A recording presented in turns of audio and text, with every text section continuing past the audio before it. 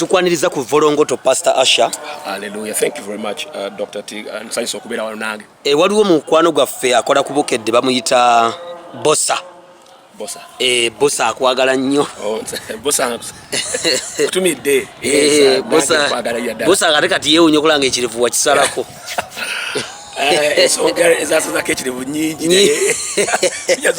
Nagezaako munnyonnyola ensonga za Shabbat. N'azitegeera bulungi. Era ndowooza zitawanya ne Maniyu. Kuba Jodege yagambye ne tulinga abalokebwa. Maniyu agano giwummuza. You are right. Bagano giwummuza. Tiimu zonna kati ezennene zirina okugendako mu nga Ajax zisooke ziwulemu. I'm telling you. Zisooke zidde. It's a powerful concept. Era nga bw'oyogera nti ne mu bulamu bwa bulijjo etubonyaabonya kawube bufumbo. If you are not bw'oba tolina concept ya Shabbat nti amaka omukyala ayitako okuwummuzibwa. Otherwise bw'obeera nga you are a routine, I'm telling you, you're going to have problems. So Manchester United, which is my team also, is struggling. Ffe kati kano akaseera ke tulimu nga AC Milan museka naye omukyala omuyimbi omuweereza wa Mukama Judith Babirye Omusumba yavaayo ne yeetonda emabega kaawo olw'ebulamu bwe yalitamu emabega obutaali bulungi. Okwetonda nno nnungi naye okwetonda kyeki mu mbeera ng'eyo gye yakola ekintu kye yakola kimatiza kyekyo kyennyini kyaddabadda n'okukola yali abulako ki oba kyekyo ddala kye yakola yaggwayo. Wow. Thank you, Dr. T. That's a powerful question, of course.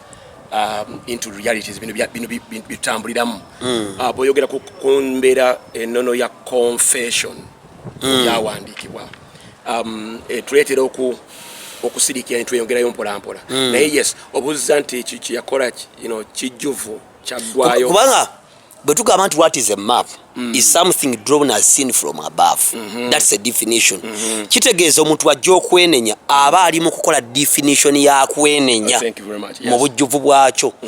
Bwe kiba nga kyali kya kitundu tugamba nti half truth is total lie. Bwe kiba nga kyali kijjuvu yes kirungi naye twetaaga okulungamizibwa okuva gy'oli. Confession from Hebrew and I think also Greek zituwa ekigambo which you understand well, acknowledgement. Yeah. So eba kinyoya mu Luganda but I acknowledge my sin or my guilt nembanga I confess. The confession as a concept because that, I believe it's a powerful question and we may not ntegeera ekibi kyange nenkyatula kati ekigambo kwatula nayo nono is a concept in itself. Esitulibwa munda mu kamwa kaffe. Jjukira nti akamwa nako si muzannyo. Akamwa nako kalina ebintu 8 mu scripture. One of them, of course, which I know you also know, the tongue, for example. Yeah, there are 8 vessels of the mouth that literally in scripture ezikola mu ngeri ey'enjawulo. Kakati bwe tugamba ekintu ky'okwatula kiri attached na kamwa. Okay, so tulina okwatula okwo okw'emirundi 8. Yes, okuyinza okuzimbibwa ne kufuuka okumu. The concept is always 7 yes 8 kubanga 8 yezaala renewal. Kati bw'okola ekintu n'okikola mu completeness mu 7 emirundi ekisinga ogenda kusanga nti 8 ogenda kulabika ne tugamba nti ne kizaala ekipya obulamu obwo. And of course the purpose of confession may not necessarily be I don't necessarily confess bansonyiwe. All right. Naye the strong point before that now is okuteka wembeera ati kino nkitegedde. I am acknowledging nkitegedde. And it is not right. Menyese munda.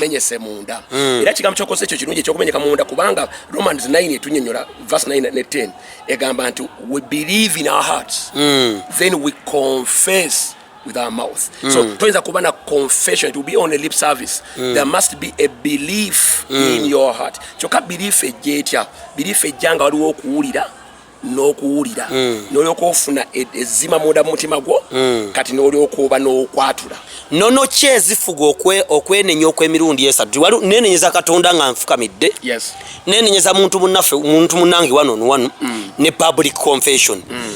Omukulu Judith Babirye yakola public confession on Facebook ng'ali bweru wa ggwanga. okusinza ku nsobi yakola zaali public era nga kirabika nti kyali kituufu okuba nti aze ku Facebook okwenenyezako kuba buli kimu yakikola publicly. Ekyo kiri kitya gaba obubonero mu ekyo kagaba obubonero nga nonyako ne scripture eri mu James 5:16 Yakobo Yakobo 5:10 kagamba therefore confess your sins to each other and pray for each other so that you may be healed. Kubanga confession ejimu ku mugaso omunana confession ejampone nzayatula nga sifuddeyo oba oli ansonyiwa oba takoze iki tansonyi kyokanga ekyo sikikolera mu malala nina okikola mmenyese muda mu mutima akamwa kaine kaatula ebigambo bibinina okwatula ebikakasa kyempisemu nze ndyoke empone. Now when you are dealing with this scripture, the Bible says line December over line B, the prayer of a righteous person is powerful and effective. Kakati confession is a koleba where there is no righteousness. It is that righteousness that establishes us. Tuganti Babirye butuufu anywezebwe nga fe abagamba tetuleta kikola kubanga eggulika lwabya likiriza. So kakati oyogedde question erimu ebitundu nga bisatu byendowooza nti biyinza okuba byetaaga just okutematema kuba confession ene ezaala okuwonyezebwa erina okuba first of all done on righteousness. Egenda kuzaala prayer y'omutuukirivu yaliwa is acknowledging and is speaking it out, is confessing it. Kati noweesanga nti mweye enkola tugenda kwebuza ekibuuzo kino kyenkola kiri mu butu am I stand righteousness katukimenyemuko right standing nyimiridde mbutuufu kati ekibuuzo nekibeera nti Babirye omwagala waffe mu ggwanga ayimiridde butuufu nga yenenya anti waliwo ajja okugamba tuli mu kusala musango it is between hand God. The scripture is here. Bwe twalona mu Katonda twalona mu mirundi esatu ogyogeddeko era tukokwenenya kwekuba mu mitima twekuba mu mirundi emeka esatu kubanga tulina Katonda kitaffe Katonda omwana n'omwoyo mutukufu olwokuba nti ono omu buli tuno mukaaga nafatira obulamu bwaffe bwe buli omwoyo emmeme n'omubiri naye nga biri muntu omuntu nti Tobi bwe nkulinnya akagereko n'enkaabya omugenda agenda kulya emmere naye nga bono wogeze okukola mulimu toyinza kwambala ngatto. So there is that right of Trinity.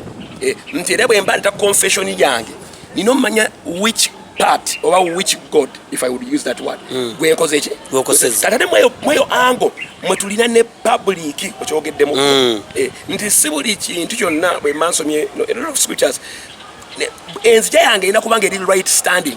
Kati endowooza bwe ntunulira video ya muganda waffe Babirye, one of the greatest really in areas of worship, nja kukkiriziganya naawe yes nti obutuukirivu bwonna obukuleeta public tebwaweddeyo.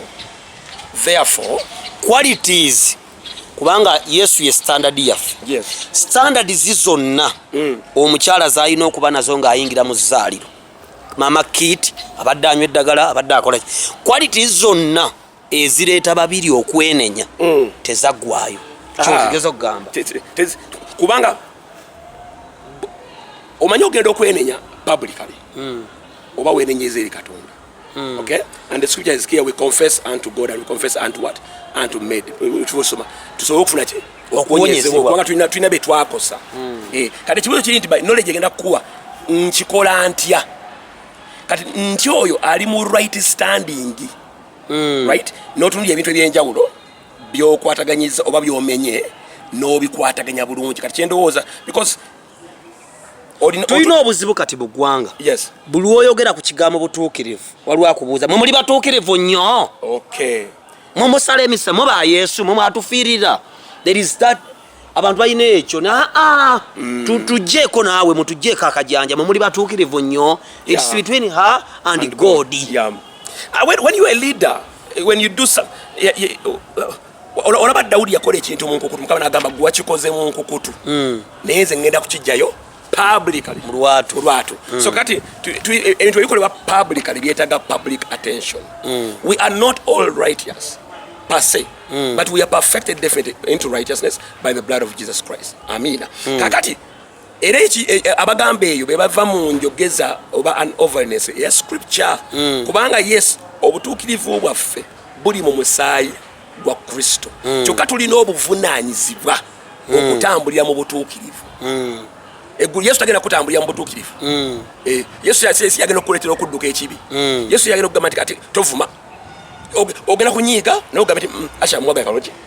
Now that is responsibility, physical, spiritual. In the four zones we have responsibility. Kati omukyala Babirye bw'aba ayagala okwenenya okutuufu akola atya okutuufu okusimba kulevo kwali? Yes, I think the place matters because right stand ekigambo ebigambo munana bitayinza kujja mu kwenenya neolo obudde bwaffe. Righteousness is an issue of place.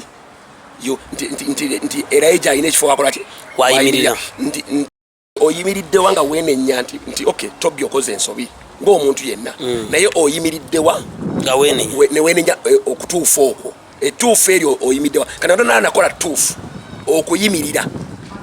The place matters, and I am thinking as a servant of God, definitely you sisobola kwenenyeza Bulaaya just because of social media. You understand? Yeah, I need to do better kubanga nakose eggwanga tinga Babirye yakose eggwanga mukulembeze. Yes, ayina bamulabirako waliwo abaagwa naye ate waliwo ne yakosebwa ddala ng'omukyala bwe yatwalako omwami kati babanga omutima gwe yes akitegedde. Thank God, we praise God for that. Then let us take rightful measures, the journey of repentance, and then rightly stand and deal with it. Tuyinza okugamba nti well oba yakikola bo baamala ensonga zaabwe, that is fine. Baba baamala ensonga zaabwe, then for the public and for our sake naffe abamwagala omukyalo oyo ajje naye tulabe ng'ensonga ezayogera kati zivudde ku ye naani ate olwokuba yazikola noono yakosa ono ate muono nakosa ki eggwanga. Then it takes spiritual common sense to do a few things like that. Naye nkitegeera nti oluusi mubaamu okupapa, oluusi buba bulumi abantu bebayitamu ebyawandika nebitunuulira left and right squarely, tubikola partially ate bakola ebyandikwa partially nga bw'ogambye. You can't have 99 truth. No. Kati obuzibu bwonna bubeera bumunze nga nze nyinza okukola ekintu mubutamanya naye Katonda abutunuulira naye okumanya bwe kuzze, have you embraced it? Exactly. Bwe buzibu bwokka nti if people can embrace the new knowledge, yes, ne bavjawo ekikadde kibabadde bamanyi, that's good. Naye pasasha tujja kuzza nsonga ya repentance kubanga nsonga nnene in all sectors of our nation. Abantu beekosezza naye abamu tebamanyi na ngeri yakuddayo, the how. Yes. So ne babanga abamu bandyagadde ninga tebamanyi. So tujja kuzza ku nsonga z'obufumbo, tujja kuzza ku nsonga z'emize ne ku nsonga z'okwenenya. Mukama akuwa omukisa. Amen. Kansemera kile kyawandikibwa ekiri mu first John badengezaako kironya kiri mu first John 1:9 because we are talking about oyogedde ku kintu kya public. If we confess our sins, he is faithful and just and will forgive us our sins and purify us from all unrighteousness. Public confession. Ya naye ng'olaba nti flow yetaagisamu okumanya bantu. Yeah. The how. The how is always very important. Where, how, when, what, exactly. Why. You don't just do. Shalom.